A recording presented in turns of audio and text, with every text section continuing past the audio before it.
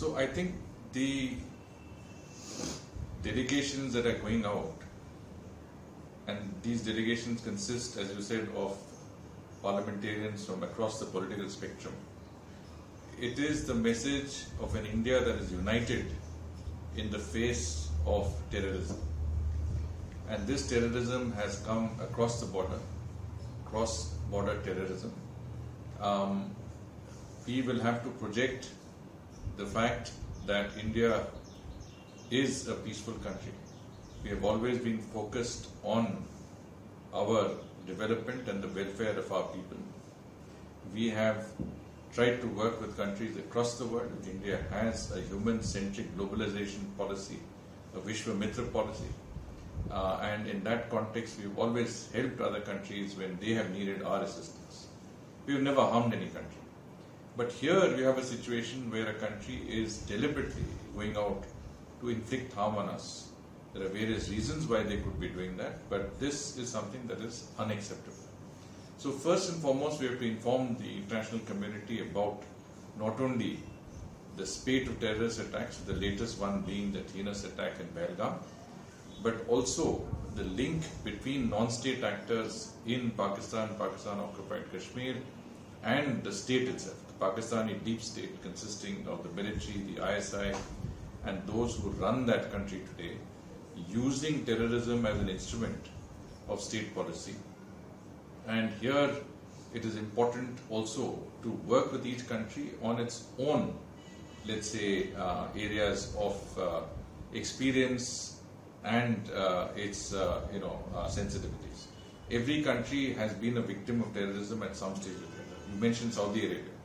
Saudi Arabia has itself been a victim of terrorism. And today Saudi Arabia is making huge strides in terms of development, in terms of taking the economy from one that is dependent on fossil fuels to green energy, towards technology, building an entirely new capital.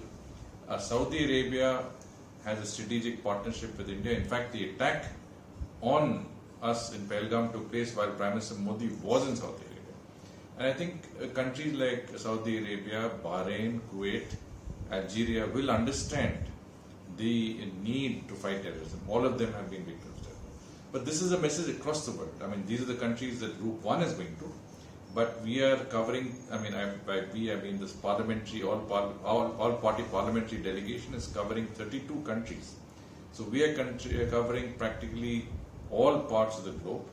Influential countries, that can make a difference in the international community's thinking and policy towards terrorism. From that perspective, for the first time in many, many years, as I can recall, we have such a comprehensive representative delegation going across the globe, meeting influencers in each of these countries, whether they are political leaders, government representatives, media, business, think tanks, academia. So it's a comprehensive engagement providing India's perspective to these terrorist attacks and engaging these countries and their different let's say interlocutors on how we can contain Pakistan, how the international community would have to stand united to ensure that Pakistan does not allow, or Pakistan is constrained to restrict or completely stop the use of terrorism as an instrument of state policy. So I've actually already answered that in the first question. As I said, all of these countries have been victims of terrorism. All of these countries have their own fight against the scourge of terrorism. The region has seen terrorism, whether it is in Iraq, or whether it has been in Syria, or it has been in different parts of the Middle East. And I think there has to be a concerted effort for countries to work together to ensure a zero tolerance policy. And I personally think that these countries will understand where we are coming from, understand India's perspective. And as I said, we have excellent relations with all of these countries. And it's important that we comprehensively engage them on the latest incident and see how we can work with them in containing Pakistan. keep in mind also that all of these countries have influence in Pakistan. So that's also very important, that Pakistan's own interlocutors, especially those that have significant influence on them, are able to bring pressure to bear, so that Pakistan realizes that its policy of supporting terrorism is harmful for its own future. And as Prime Minister Modi, if Pakistan continues to harbor terrorists and support terrorism, this will ultimately be its own, a reason for its own downfall. Yeah, I think we have to illustrate very convincingly to our interlocutors in all of these countries that Pakistan has followed for long a policy of doublespeak. You have a public policy of saying that we have no idea about the whereabouts of Osama bin Laden, but he is right in your military cantonment itself outside Rawalpindi. You have a policy of saying that some of the most wanted terrorists are not in your country, whereas they are there.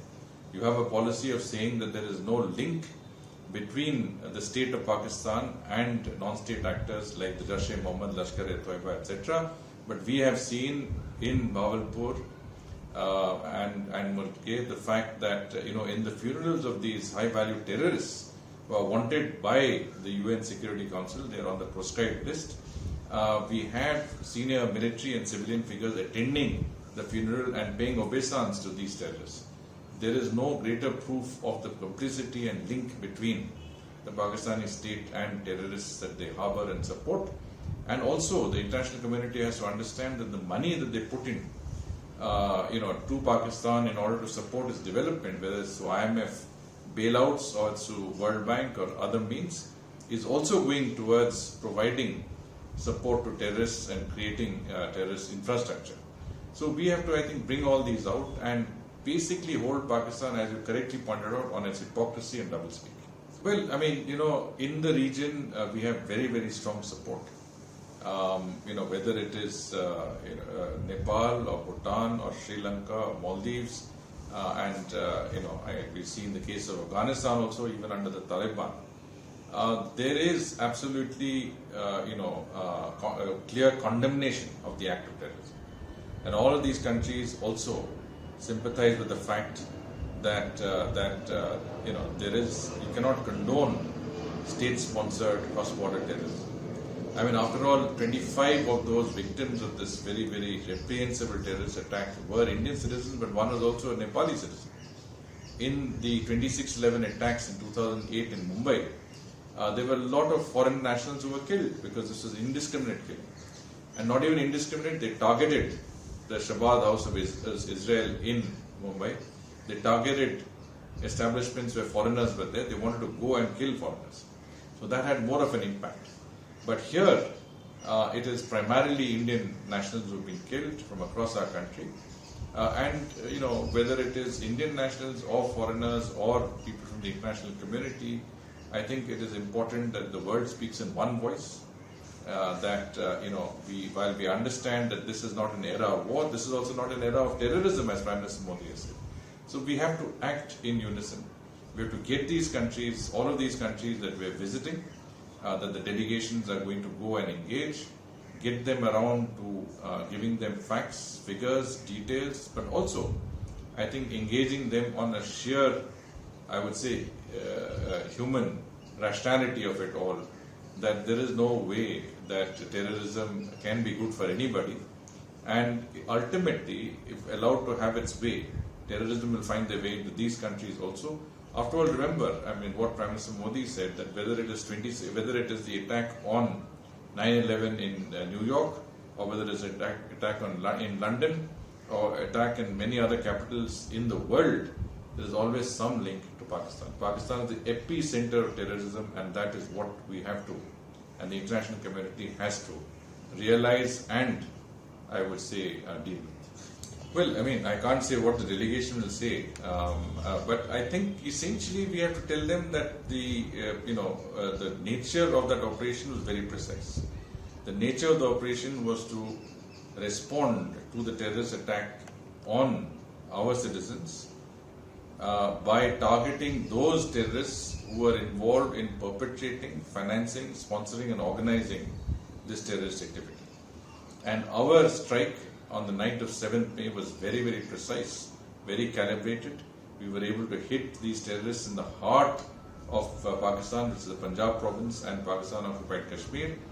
And we were able to hit not only the headquarters of Jaish-e-Mohammed and Lashkar-e-Toiba and Hizbul Mujahideen, but also we were able to, as many as 100 terrorists were killed, including 5 very high-value terrorists which were proscribed by the UN Security Council. So ours was a very precise strike. We made it clear to Pakistan there is no way that our intention was to strike at terrorists, and we did not have any intention to hit military or any other targets. Yet Pakistan retaliated with massive strikes across the northern and western parts of India bordering Pakistan. They hit not only military establishment but also civilians.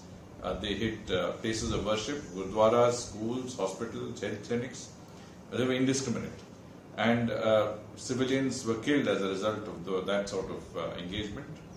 And I think we obviously had to have a very firm response. And when we had a firm response, and when they realized that things were not going their way, they looked to secure support for a ceasefire. And that's what it is. But obviously, we'll have to explain in much greater detail, and I think let's get to that place and then we can speak further.